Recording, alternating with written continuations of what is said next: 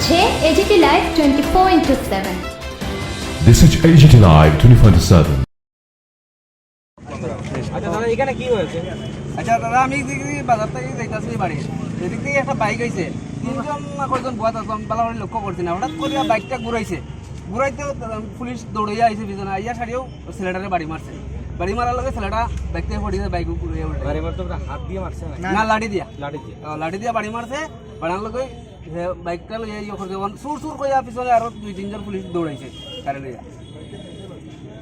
দুইজন আসলো না তিনজন আসলো, আমি বালাটিকে লক্ষ্য করছি না। মোটামুটি মাথাত তার মাথায় কি হেলমেট আসলো? না, হেলমেট আসলো না। আচ্ছা ট্রাফিক পুলিশ ছিল?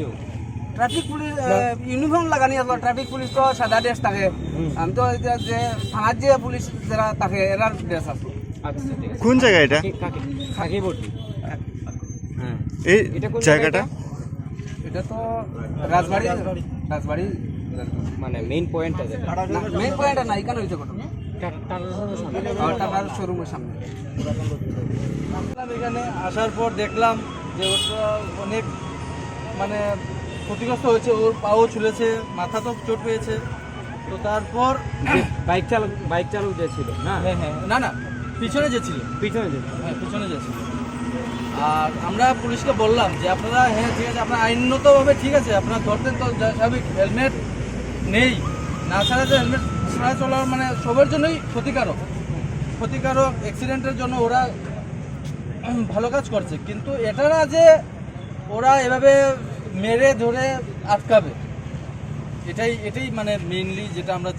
পুলিশ কি দিয়ে মেরেছিল? লাঠি দিয়ে হাতে যেগুলো থাকে লাঠি, এটা কোন জায়গা দাদা?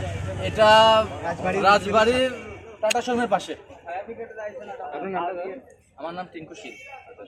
তা আপনি কি বলছেন যে পুলিশ তো ঠিক আছে তাদের ভূমিকা পালন করছে, কিন্তু এইভাবে কাউকে দৈহিক আক্রমণ করাটা ঠিক তো ছিল ঠিক না। এরকম করে তো অ্যাকচুয়ালি আক্রমণটা ঠিক করা হয়নি। সুন্দর মতো কি হবে, ধরলে ফাইনটা দিয়ে দেবে, ইনকোয়ারি করো ওদের জন্য, কিন্তু মারপিট করেই হবে না।